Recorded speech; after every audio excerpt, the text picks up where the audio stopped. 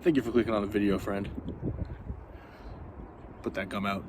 So today, this message is going to go out. Okay, let me start that one over. This message is going to go out to my fellow gym bros out there that kind of have lived a similar path to me. So before we get into it, I've been, working out, hitting the gym, chasing numbers, chasing a certain image of my body for the past over a decade now. So just so you know that I have at least a smidge of credibility here. But I'm talking to the people, man, who, gym bros, anyone who looks for fulfillment in chasing numbers, chasing any kind of metrics exercise wise, or, looks for fulfillment in how they look. And when I say, what I mean by that really is you're thinking to yourself that once you hit a certain, once you hit, 315 bench press, that you're finally going to end up being like, oh, I'm finally good now. I finally feel good about myself, okay? And of course, if you go to the gym, and it feels great, man. And I'm not trying to tell anyone to not go to the gym. I'm certainly never going to stop going to the gym. But we're going to get into it, man. So yeah, if you look at your body and you're like, okay, once I look this way, once I cap my delts off a little bit more, once I finally hit that sub 7 minute mile or whatever, then everything will be great in life, okay? So the issue that I see with this that I've just recently learned, man, through faith, is that when you're looking for fulfillment in these things, that's essentially looking at yourself, or looking at these activities as your God, right? Because and the reason I say that, it's a bold claim, is because you're looking at these things for fulfillment. You're looking at these things to fill that void that you have, which I would actually argue that void, I'll continue repeating this, is actually a God-shaped void. Now, I'm speaking specifically of gym goers and people who exercise here, but people try to fill this void with so many other things: drugs, alcohol, women, men, you name it. So this is just a bit of a anecdotal experience of, I've been through the whole thing, man. I've walked this long road of, all right, things aren't really good. It's never this conscious either, by the way. It's never like you're thinking in your head, man, I need fulfillment. Well, maybe it is, I guess, for some people. Like, I need fulfillment. I'm going to go chase these numbers, then I'll feel good. But for me, it was kind of just this subconscious thing, more or less, of like, man, I love going to the gym, and like, maybe I felt a little bit insecure at one point, but once I look this certain way, then I'll feel good about myself, man. So you go and say you hit your first metric, say you hit 225 for the first time. Bravo, congratulations, is most definitely in order here. And then, it's just like anything else, man. It's just like getting your first $100,000. It feels good for, maybe 10, 15 minutes max. And then before you know it, it's what's next? Well, in this case, in the gym, what's after 225? 275 is a big one, right? We get the bros around, we get the pre-workout thrown in the air like confetti, and we start clapping for that. 300, 315, but it's all the same, man. I mean, you could go all the way up until 900 pounds on some Eric Lilly bridge. It's probably is even higher than that. That's some Larry Wheels, man. Like, that fulfillment is never really truly met. And that's why, you see a lot of these guys that they're just like always chasing. They're always chasing these numbers and these aesthetics. And why do they never really seem like, yeah, they look like they're happy doing it. I'm sure they are. And you should be happy doing it.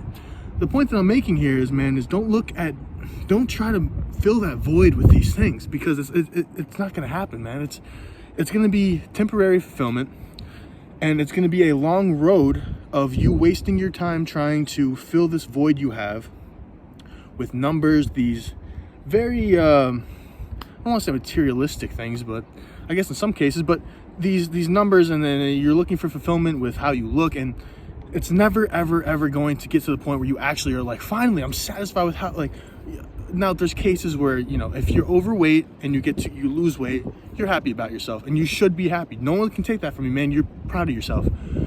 But if you look to that for solving all your life's issues and solving all your problems, and you're looking at that, it's a temporary bandagement. And that's really what I'm trying to convey in this video is, I think everyone at a certain point has a void in their heart. They've been done wrong by people, as I have. Things haven't gone the way in their life that they wanted them to. Same for me. And then they start looking into the world for this bandage to put on. They start trying to fill the void with all these worldly things. And I've talked about this before. But I just really want to speak to my gym bros out there, man, that think that you're going to find some kind of, infinite fulfillment or eternal fulfillment in chasing numbers or like how you look. Like, I promise you, man, I will never sit here and tell you that you shouldn't be proud for hitting different weights in the gym, hitting certain pounds and certain exercises, or making your body look a certain way. That kind of thing, it's always going to have a place in my heart, and I'm always going to do it. It's always going to bring me a certain level of happiness, but it's not going to be my main source of happiness. That main source of happiness for me is God. And I've just found this out recently, that once you have God in your life and you actually do make him number one, it's like he comes into you, he fills you with his light. And then, dude, you can go into the gym, and you don't need, if you fail that PR, you're not going to be depressed for a week straight, because that's no longer where your fulfillment and your happiness and your pride comes from, man. And really, to be honest, it is ego driven, right? And if you're in the fitness industry at all, if you follow these guys, you see a lot of this, like, I am God, ego driven mentality. And not everybody's like that, but it really is like this sort of this God complex a lot of these people have. And I don't look at that and judge them at all, because honestly, it's kind of sad. I wish that they would watch this video and get and be able to take this home, that it doesn't matter, man. And I'm trying to just prevent somebody from maybe going years and years thinking that, once I hit 500 pounds will be the number on squat, or I'll finally look at myself in the mirror and think and everything will be good. If that's what's in your mind, man, just try opening the Bible, try praying, just try it, okay? Try reading the scripture, go to the Gospels. This is what I would tell you. I got this one from Cliff Connectly.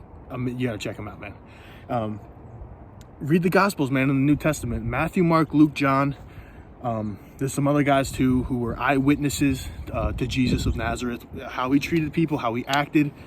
And it's written in historical text. So these are eyewitness accounts of Jesus actually in the flesh. So just don't take my word for it in that regard. Go read it for yourself, man. But what I'm going to tell you, though, is don't knock it until you try it. I would encourage you to not be closed-minded, because I've seen what this has done in my life in only a couple months, dude. I am so early in all of this, man. That's the thing, is like, I already see God's works in my life, and it's been a matter of months, okay? And I can only imagine 10 years from now, 5 years from now, 1 year from now, how drastically my life will change from it. So thank you so much for watching this, man. I really hope you guys got something from this. Again, dude, don't ever stop hitting the gym, man. Come on, like, don't. And by the way, I'm gonna say this now. I might get a comment or two about it. If you continue looking at yourself with a pump, man, and flexing in the mirror, continue, taking pride in these things. I'm not saying to not do that. I'm going to keep doing it myself. I'm just saying, don't make it your number one source of fulfillment. Don't make it your number one source of happiness. Don't think it's gonna be the gracious miracle that comes into your life and fixes everything for you.